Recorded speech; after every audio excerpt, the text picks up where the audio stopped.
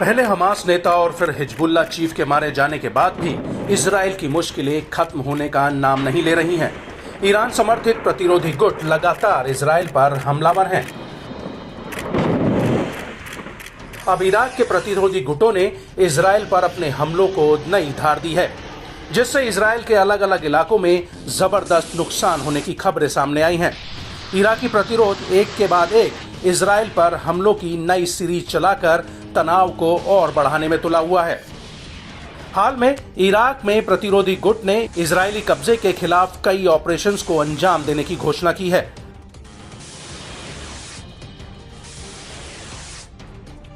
इराकी प्रतिरोधी समूह ने अपना बयान जारी कर कहा कि लड़ाकों ने ड्रोन से उत्तरी कब्जे वाले फिलिस्तीन में गोलन हाइट्स और लिबेरियस को टारगेट किया है। इस दौरान अलग अलग ऑपरेशंस में इजरायली कब्जे वाले इलाकों में 3 ठिकानों पर सफलतापूर्वक हमला किया गया।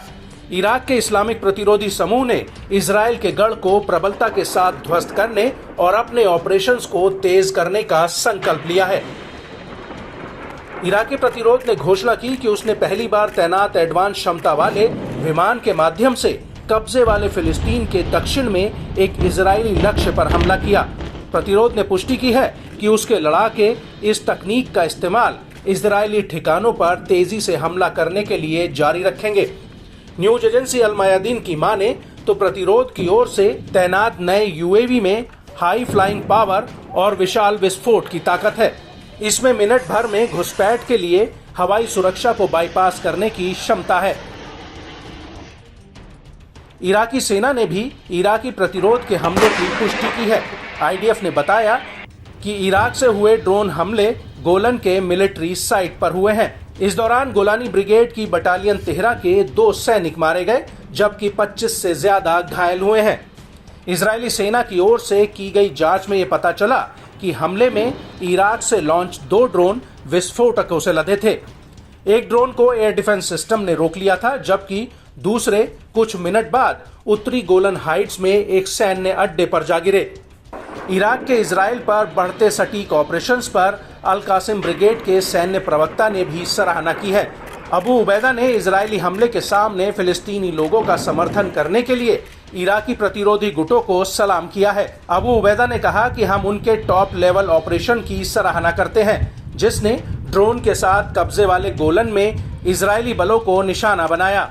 इसमें कई जवान मारे गए हैं, जबकि दर्जन भर से ज्यादा हताहत हुए हैं। इजरायली हमले में दृढ़ता इजराइल को और ज्यादा नुकसान और असफलताएं दिलाएगी।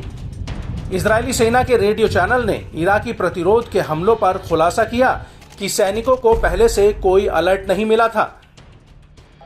दावा है कि एक बार फिर इजरायली रेडार को चकमा देते हुए प्रतिरोध के ड्रोन घुसपैठ करने में सफल रहे हैं।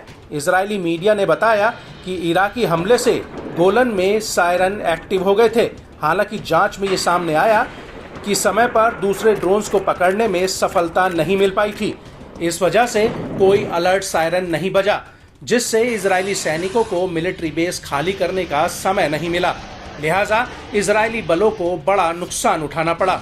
इजरायली मीडिया में भी इराक के इस्लामिक प्रतिरोध की ओर से टारगेट बेस को नुकसान पहुंचाने की तस्वीरें काफी सर्कुलेट हुई हैं, जिनमें माना गया कि इराक से इजराइल को काफी खतरा है।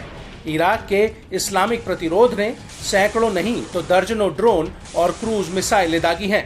बता दें कि इराकी प्रतिरोध ने इजरायली ठिकानों के खिलाफ 3 ऑपरेशंस को अंजाम दिया। प्रतिरोध ने इजरायली कब्जे के खिलाफ कई ऑपरेशंस का दावा किया है।